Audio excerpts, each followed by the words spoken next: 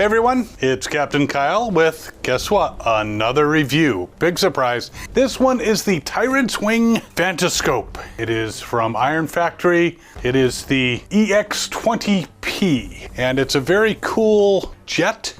I don't think it's necessarily a knockoff. I don't know what character it's supposed to be, but he looks cool, and we're gonna check him out. Be right back.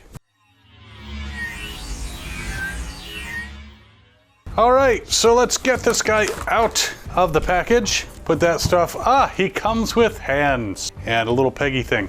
He comes in a plastic prison, which he is no longer in. And there he is. I am not sure if I would put him on the side of the Autobots or the Decepticons. He's definitely a Seeker style jet, but the coloration is much cheerier than most Decepticons. He actually looks like Jetfire and Captain America had a love child. He looks like Evil Knievel was reincarnated on Cybertron. He looks like Starscream's more flamboyant cousin.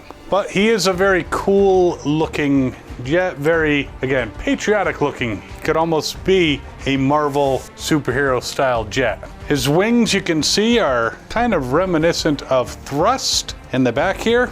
And definitely, again, the Seeker look, more of the non-cone head Seekers, of course. Let's check him out for posability. Let's see, his head turns all over the place, so he can look all around, up and down. Good posability there. Arms, he can definitely do some arm lifts. It's ball joints, he's got elbows, he's got lots of motion in his shoulders. He does have the classic Decepticon arm guns, which makes him seem more like a Seeker, maybe a Seeker who sought out the light side. He does twist at the waist, so that is good. His knees bend. His legs can go in all directions, including, yes, the full Jean-Claude Van Damme. So great posability, can definitely set him up in some dynamic poses. Now the wings here can actually fold back. They're on like little ball joints, so they don't necessarily get in the way if you want to move the arms back further. So a lot of posability with this very patriotic Cybertronian. He's an American. America, hell yeah. Now Iron Factory does put out a lot of cool looking toys that aren't necessarily always corresponding to exact Transformers. They can stand up fine.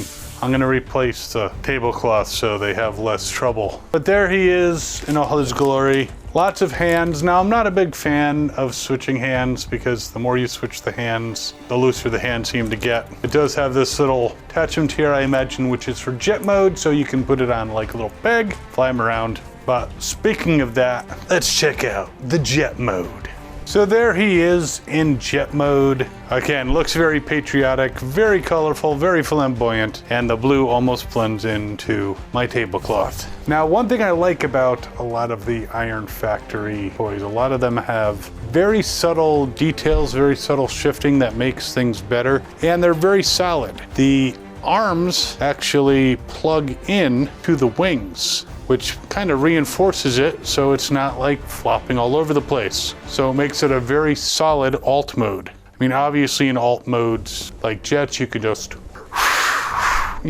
pretend to fly it around. Not a heck of a lot of motion, and there's no projectiles. They also have some attention to detail with having a nice little landing gear right here.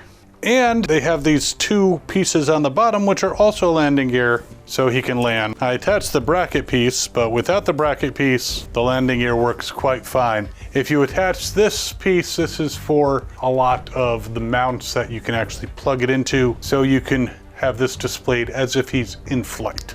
So that's a nice little thing. The hands, I mean, I will probably lose the hands. I certainly won't talk to the hands. But neat little jet, decent, and you can make up your own character. They call him Phantoscope, Tyrant Wings Phantoscope. I don't know, I would call him something like Flag Flyer, or have him be built on Earth, and he could be like Patriot Prime. Okay, maybe not, that's taken. Well, you can come up with your own name. Maybe he could be Air Striker, or Vapor Trail, or something aerial, Sky Looper. I don't know, you come up with your own names. I'm not gonna give them all to you. But very cool toy. Now he's a pretty small bot. To give you an idea of scale, this is a G1 Strafe, And yeah, they're similar in size. This one's actually slightly smaller. He runs about 25 bucks plus some shipping. I'll put a link in the description if you want to pick one up. He's very cool. I like him, and I would probably, based on his coloring, make him an Autobot, or at the very least, a Shattered Glass Decepticon. Maybe someone who was a Seeker and defected to the other side. But again, very cool toy. I like it. If you'd like to check it out, link in the description. And in the meantime, we've got other videos. You can check them out over here. There's a subscribe button down there. Give us a nice big like, share with friends, comment. Do all the YouTube stuff except for the dislike thing. We'll see you next time, and as always, have fun and good hunting.